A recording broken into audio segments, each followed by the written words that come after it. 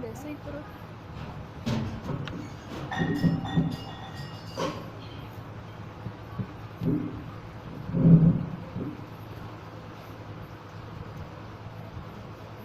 हर मनुष्य संसार में अपनी इच्छाओं की पूर्ति चाहता है और इच्छाओं की पूर्ति हो नहीं पाती, मनुष्य दुखी हो जाता है। क्योंकि इच्छा एक नहीं है, इच्छाएं अनेक है और उनकी पूर्ति नहीं हो पाती, कभी पूर्ति। जैसे तालाब में एक पत्थर फेंक दीजिए, उसकी लहरें छूटेंगी और लहरें आप गिनते रहिए तो लहरें पूर्ति नहीं हो पाएंगी, लहरें चलती है। इसी प्रकार से हमारी भी इच्छाएं जो है, इच्छाओं को पूर्ति करने के चक्कर में पहले इच्छा पूर्ति नहीं होती और व्यक्ति इच्छाओं की पूर्ति को ही जीवन मानता है। सोचता है कि ये काम मेरा हो जाए तो बस पूरा कर सकता, फिर सोचता है कि चलो ये काम और हो जाए फिर मेरा सब कुछ ठीक है, फिर कुछ करना नहीं। और पूरी जिंदगी उसके काम पूरे नहीं हो पाते और इसी चक्कर में वो फंस करके जीवन का अंत कर देता है, सही छूट जाता है और वो काम उसके पूरे नहीं हो पाते। तो उसके अंदर ये वेग भरा रहता है कि मैं छूटने का वेग तो रहता है, छूटूं और छूट नहीं पाता उसको। तो संसार के हमारे अंदर इसी प्रकार से वेग भरे हुए हैं, तो एक जन्म के लिए जाने कितने जन्म के भरे हुए हैं और इन वेगों को हम पूरा करना चाहते हैं पर होते नहीं है। उसके लिए कहा है कि आवश्यकता की पूर्ति कर लेनी चाहिए। संत गुरुजनों का ये सलाह है, उससे आप कैसे बचे कि जो आवश्यकता है उनकी जो पूर्ति कर दो। आवश्यकता क्या है? आवश्यकता है कि जिनके बिना न रहा जा सके, जिनकी पूर्ति किए बगैर न रहा जा सके, उन आवश्यकताओं की पूर्ति कर देनी चाहिए। जिस आवश्यकता को पूर्ति करने का साधन आपके पास हो, उन आवश्यकताओं की पूर्ति कर देनी चाहिए। साधना तो साधन आपके पास मौजूद है और जिन आवश्यकताओं को पूर्ति करने से किसी का अहित नहीं होता हो, उन आवश्यकताओं की पूर्ति कर देनी चाहिए। तो उन आवश्यकताओं की पूर्ति कर दे, समय भी आपके पास मौजूद है, कर सकते हैं, कर दीजिए। आपका बहुत कुछ मार्ग हो जाएगा और वो करना आवश्यक है, उसका बिना किए रह भी नहीं सकते हैं। जिस समय पे अर्जुन महाभारत युद्ध में है और कृष्ण से कहा है कि मैं युद्ध नहीं करूंगा, ये सब मेरे बांधव लोग हैं, मेरे घर के लोग हैं, जिनसे मैं युद्ध करूंगा वो सब मेरे परिवार है, इनको मार करके मेरे को क्या प्राप्त होगा? या तो मैं इनको मार दूंगा या ये मेरे को मार देंगे, उससे घर का ही विनाश होगा। कृष्ण ने उल्टी पट्टी वहां पढ़ाई कि तू युद्ध किए बिना भी नहीं रह सकता है। अगर यहाँ से युद्ध स्थल को छोड़ के भागता तो तेरी हंसी होगी, तेरी बदनामी होगी। तू यश का पात्र है, वो अपयश का पात्र होगा और उसमें भी ये तेरे को गालियां देंगे। तू युद्ध छोड़ के भागेगा तो ये तेरे खड़े ही सब गालियां देंगे और गालियां देके ललकार खा के फिर तू युद्ध करेगा तो जनता का पात्र बनेगा। अब तू आकर के युद्ध मैदान में अब वीरता का परिचय देकर के युद्ध शुरू होती है। तो कृष्ण ने ये उपदेश देकर के अर्जुन को लड़ने के लिए तैयार किया। इसी प्रकार से तो वो आवश्यकता थी उस समय की, युद्ध ही उस समय आवश्यकता थी, दूसरी आवश्यकता नहीं। तो छोड़ के भागता तो भागने नहीं देते वो कोई, इतनी सलाह नहीं थी। वो लड़ने के लिए दूसरा क्षत्रिय धर्म था, धर्म के भी पराधीन था वो, कि सामने कोई ललकार है तो उस ललकार को सुनकर के क्षत्रिय को पीठ नहीं देनी चाहिए, लड़ना चाहिए। तो उसका लड़ना बाध्य हो जाता, जरूरी था लड़ना वहां पर, तो वहां पर वो युद्ध लड़ा। इसी प्रकार से आवश्यकता थी, आवश्यकता की उसने पूछी पर देखिए फिर अनावश्यक इच्छाओं की निवृत्ति कर देनी चाहिए। आवश्यकता तो पूर्ति कर दीजिए, कोई बात कर दिया आपने, पर अनावश्यक जो है इच्छाएं जो उत्पन्न होती है उनको उनको छोड़ दीजिए, निवृत्ति कर दीजिए अभी, क्योंकि इच्छाओं की पूर्ति कभी कोई भी नहीं कर पाया। इच्छाओं की पूर्ति कोई भी आज तक नहीं कर पाया, इसलिए उनकी निवृत्ति कर देनी चाहिए। आवश्यकता थोड़ी हुई है, आवश्यकता के लिए शरीर को भोजन चाहिए, पहनने के वस्त्र चाहिए, रहने के लिए घर चाहिए। आवश्यकता इसलिए बीमार पड़ जाएंगे तो दवा चाहिए, इनकी तो पूर्ति कर सकता है। पर जो हमारे अंदर इच्छाएं उत्पन्न होती हैं उन इच्छाओं की उत्पत्ति कोई नहीं कर पाता। एक इच्छा उत्पन्न पूरी करेंगे तो 10 इच्छा पैदा हो जाएंगी, 10 इच्छाओं की पूर्ति करेंगे तो 1000 इच्छा पैदा हो जाएंगी आपके पास। तो इच्छाओं की पूर्ति नहीं हो सकती। इसलिए अगर विद्वानों ने कहा है कि इच्छाओं की निवृत्ति करना चाहिए, पूर्ति करने के चक्कर में नहीं पड़ना चाहिए। इसी प्रकार से घर की समस्या होती है, परिवार की समस्या होती है, हम सोचते हैं कि ये सभी समस्याओं का समाधान हम कर दें। कोई थोड़ा ज्यादा अहंकार वाला पुरुष होता है तो सोचता है कि मैं गांव की समस्याओं का हल कर दूं, उससे भी ज्यादा वाला होता है कि मैं देश की समस्याओं का समाधान करूं, पर वो बुद्धिमान नहीं है। उनको सोचना चाहिए शक्ति सामर्थ्य के अनुसार जितना हो सके उतना कर देना चाहिए। अपने मन की इच्छाओं को इतना नहीं बढ़ा दें कि मैं विश्व की समस्याओं का समाधान करूंगा। देश काल वस्तु परिस्थिति के अनुसार जितना हो सके उतना कर देना चाहिए। अति अहंकार वर्जित है, अति का अहंकार नहीं लेना चाहिए। अति का अहंकार आपके लिए ही सिरदर्द होगा। तो आवश्यकता अनुसार उसकी पूर्ति कर दीजिए और अनावश्यक इच्छाओं की निवृत्ति कर दीजिए। अनावश्यक इच्छा क्या है कि मैं पृथ्वी से लेकर स्वर्ग तक का सिद्धि लगा दूं, पृथ्वी से लेकर स्वर्ग के लिए सिद्धि लगा दूं, ये अनावश्यक इच्छा है। मैं आकाश पर उड़ने लग जाऊं, ठीक उड़ने के लिए तो हवाई जहाज बन गए, और शरीर से ही आप उड़ना चाहें, अब कहने भूकंप वाले पक्षी हो सकते, और आप स्वयं अपने मन को उगा करके उड़ना चाहें, अभी संभव नहीं, फिर आगे तो उड़ जाए तो बात लगे, अभी आप नहीं उड़ पाएंगे। तो ये अनावश्यक इच्छा है नहीं, तो अनावश्यक इच्छाओं की निवृत्ति कर देनी चाहिए। आप कहें कि मेरा पूरा संसार मेरा कहना माने, तो नहीं मानेगा।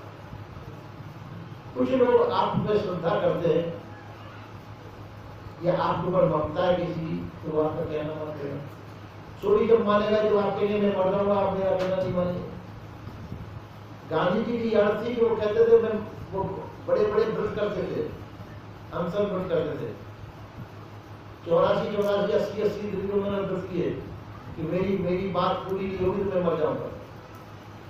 तो देश के नेता लोग वो गांधी जी मर जाएंगे तो हमारी बदनामी होगी, तो उनकी इच्छा पूरी कर देते। ये मर जाएंगे तो हमारी बदनामी होगी कि जिन गांधी जी ने देश को आजाद कराया और नेता लोग उनको जान ले बैठे, तो उनकी जान की रक्षा के लिए उनकी बात को मानते थे, और उसी का परिणाम हुआ उनकी मौत। इसलिए अति नहीं करना चाहिए, व्यक्ति को अति नहीं कर, अपनी बात को मनवाने के लिए किसी में जोर नहीं डालना चाहिए, और पूरे देश पे जोर डालना कि मेरी बात मानो नहीं तो मैं मर जाऊंगा, और मरने का भय वो सब पूरे संसार को दिखा दूं, तो संसार उसको कम तक सहन करता। संसार को सहन नहीं हुआ तो परिणाम हुआ तो हुआ। तो इसी प्रकार से हमको चाहिए कि अपनी बात को मनवाने के लिए किसी पे जोर नहीं करना चाहिए। सहज स्वभाव से आपकी बात विवेकपूर्ण है तो अपनी विवेकपूर्ण बात को संभाल कर रखिए, समझाइए मेरी बात का औचित्य यह है, इसको उचित है, इसलिए इसको मान लेना आपके हित है, सबका हित है। तो आप अपनी बात को ऐसा समझाने में समर्थ हैं तो समझा दीजिए। अगर आवश्यक होगी तो समाज आपकी बात को मान लेगा, समाज को आप जवाब न दीजिए, कि नहीं मेरी बात मान लो नहीं तो मैं जहर खा के मर जाऊंगा। कई माता लोग ऐसी करती है, मर भी जाती है। तो ये जो है दबाव नहीं डालना चाहिए, ये दबाव खतरनाक है, ये दबाव नहीं डालना चाहिए। उचित ये भी आवश्यक है, विवेक सम्मत है, उस आवश्यकता की पूर्ति कर लेनी चाहिए, और जो विवेक सम्मत नहीं है उन चीजों को त्याग देना चाहिए। विवेक से पूर्ण अपने अहम को लेकर के अड़ना नहीं चाहिए। अहम को लेकर के अड़ना ये खतरनाक है, अपने लिए भी खतरनाक है, समाज के लिए खतरनाक है। तो विवेक सम्मत नहीं। विवेक ये नहीं कहता कि आप अपनी अड़ पे अड़े रहिए, अपनी अड़ पे अड़ना वो अहंकार का सूचक है, और अहंकार की पूर्ति करना विवेक गवा नहीं देता है। अहंकार का त्याग करना चाहिए। अहम दो प्रकार का होता है, दूषित अहम और एक शुद्ध अहम होता है। शुद्ध अहम का ज्ञान सूचक है, अपने स्वरूप का ज्ञान, ये अहम है और ज्ञान सूचक है। और अशुद्ध अहम शरीर संबंधी है, जो असत्य है। तो इसलिए अशुद्ध अहम का त्याग कर देना चाहिए, शुद्ध अहम की पूर्ति कर दो। वो आपका स्वरूप है, मैं सत्य हूँ, ज्ञान हूँ, चेतन हूँ, ये शुद्ध अहम है। तो ठीक है, इससे तो आपका कल्याण हो सकता है। अशुद्ध अहम मैं शरीर हूँ, मेरा स्वरूप शरीर है, ये अज्ञान सूचक है। ये अज्ञान सूचक अहम का त्याग कर देना चाहिए। तो उसको विवेकशील प्राणी कहते हैं, और विवेक सबके अंदर मौजूद है। अपने विवेक का आदर करना सीखना चाहिए। हम अपनी इच्छाओं को विवेक मान लेते हैं, जो भी भूल है। अपने अहम को विवेक मान लेते हैं, जो भी भूल है। अपना अहम अज्ञान है, अहंकार अज्ञान जनित है, विवेक सम्मत नहीं है। इसलिए अपने विवेक को जागृत करना चाहिए। विवेक सबके अंदर, ऐसा कोई मनुष्य नहीं जिसके अंदर विवेक न हो। विवेक सबके अंदर मौजूद है। अपने विवेक का आदर करना सीखना चाहिए। अहंकार का आदर न करिए और विवेक का आदर करिए। विवेक आपके गुरु है। विवेक गुरु का आप आदर करना सीखेंगे, आप कहीं धोखा नहीं खाएंगे। आपको फिर किसी और गुरु से सलाह लेने की आवश्यकता नहीं। आपने यदि अपने विवेक गुरु को जगा लिया और विवेक गुरु की सलाह लेना सीख लिया, तो किसी और गुरु की सलाह लेना, तो उस गुरु भी उस विवेक को जगाते हैं। जो सदगुरु होते हैं, आपके अंदर जो विवेक बैठा हुआ है, उस विवेक को जगाते हैं, और फिर कहते हैं कि ये विवेक का सलाह से काम करो, विवेक सम्मत काम करिए। इसी प्रकार से जो है, जो आपके विवेक की सलाह दे, आप अपने विवेक से काम लें, तो विवेक बिना विवेक के कल्याण नहीं हो सकता है। तो आप अपने विवेक के द्वारा अपना जीवन कल्याण कर सकते हैं। तो इसलिए विवेक का हमको आदर करना सीखना चाहिए, और विवेक का आदर करने से अपना भी कल्याण कर सकते हैं और समाज का भी कल्याण कर सकते हैं। कोई भी सलाह, मान लीजिए कोई सलाह आपको देता है, पहले अपने विवेक पे तौलिए, ये सही है कि गलत है। विवेक आपको बिल्कुल सही उत्तर देगा। विवेक आपको कभी धोखा नहीं देगा। आप अपने विवेक से पूछिए, विवेक बता देगा करिए न करिए। पर बात क्या होती है, हम विवेक की बात को मानने को तैयार नहीं है, क्योंकि हम सोचते हैं हमारा अहम अटका हुआ है। अगर विवेक की बात को मानते हैं तो अहंकार की पूर्ति नहीं होती, तो हम उसको विवेक का अनसुनी कर देते हैं। विवेक की बात को मानने को तैयार नहीं, और विवेक के द्वारा विवेक की बात माने तो हमारे स्वार्थों की पूर्ति नहीं होती। तो स्वार्थों की पूर्ति नहीं होती तो हम विवेक का त्याग कर देते हैं। तो विवेक हमारा सो जाता है। जब उसकी पूर्ति नहीं, तो उसकी मानते नहीं, तो विवेक करेगा क्या जरूरतों में, सोया पड़ा देगा। इसलिए हमको विवेक का आदर करना चाहिए और प्राप्त का सदुपयोग करना चाहिए। विवेक के प्रकाश में जो आपको प्राप्त है, देश काल वस्तु परिस्थिति, उसका आपको सदुपयोग करना चाहिए। विवेक का आदर और प्राप्त का सदुपयोग। शरीर आपको प्राप्त है, संसार की जो वस्तुएं आपको प्राप्त है, इनका सदुपयोग करना सीखना चाहिए। इतना आप सीखे तो समझ लो कि आप पूरे मनुष्य बन गए। संतों ने कहा, मानुष मानुष सड़े काने, पर मनुष्य बुद्धि कोई बिरला पावे। कहने को मनुष्य सब कहलाते हैं, पर मनुष्य बुद्धि किसी किसी बिरले होती है। मनुष्य बुद्धि का ये विवेक ही मनुष्य बुद्धि है। और विवेक है तो सबके पास, पर सोया हुआ पड़ा है। हमने सुना दिया उसको, आराम से बोला। हम अपने अहंकार बस काम करते हैं और अहंकार नाश करा देता है। अहंकार आपको नाश की तरफ ले जाएगा और विवेक आपको नाश होने से बचाएगा। तो इसलिए हमको अहंकार का सहारा नहीं लेना चाहिए, विवेक का सहारा लेना चाहिए। तो इतना बड़ा संसार है, हमारा जीवन है, और विवेक से हम अपना जीवन कल्याण कर सकते हैं।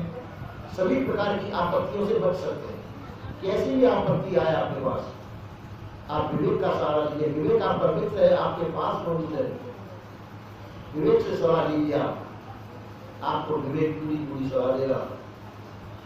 पर विवेक अहंकार के सामने फिर नहीं बोलेगा।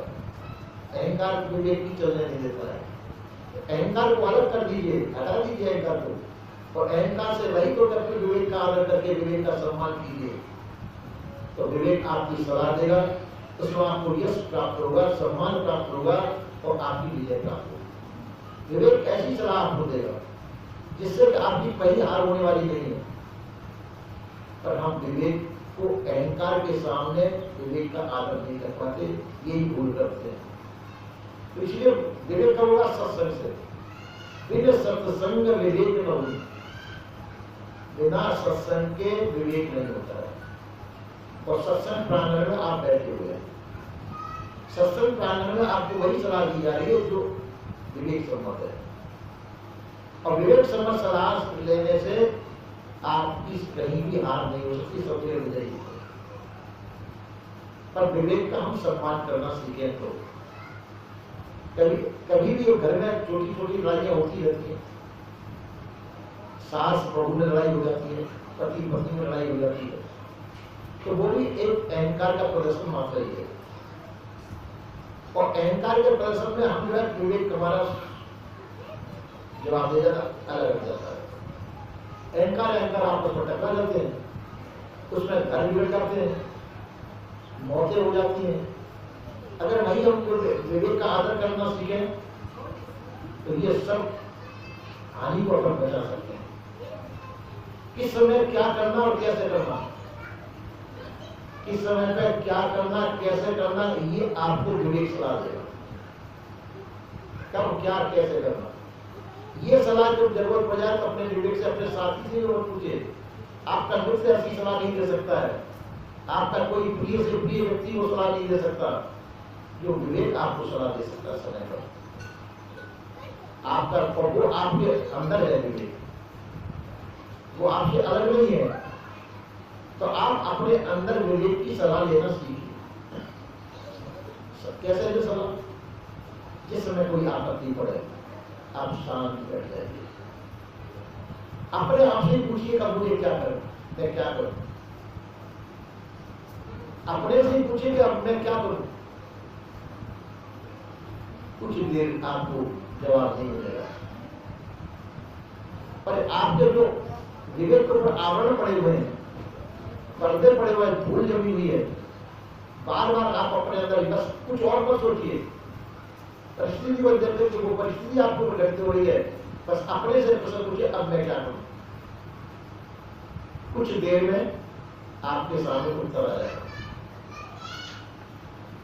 कि अब ये करो। वो उत्तर किसका हुआ, विवेक का उत्तर हुआ।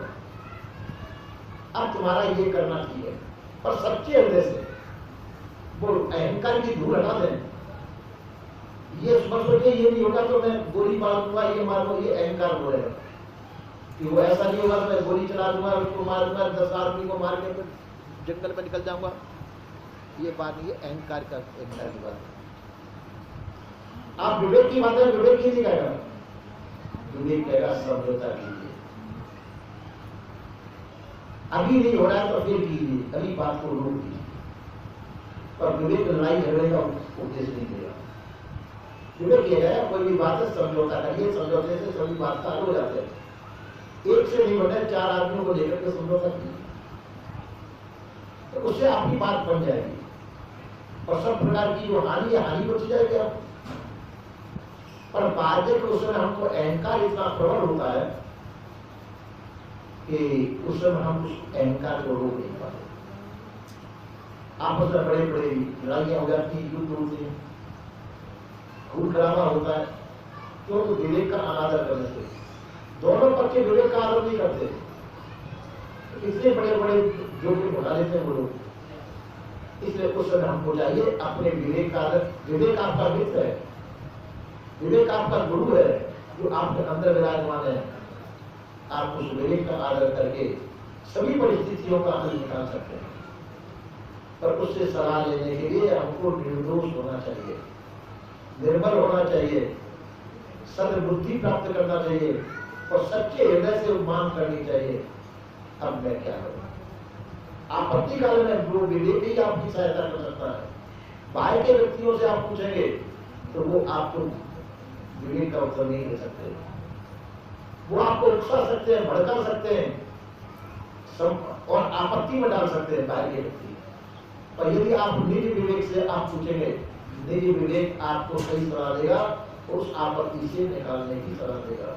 और जिसको पाकर के आप आराम से आपके विवेक के द्वारा जो सलाह दी जाएगी उसे आप आराम से आपत्ति से बाहर निकल सकते हैं। ऐसा संतों का होता है। बोलिए श्री सद्गुरुदेव।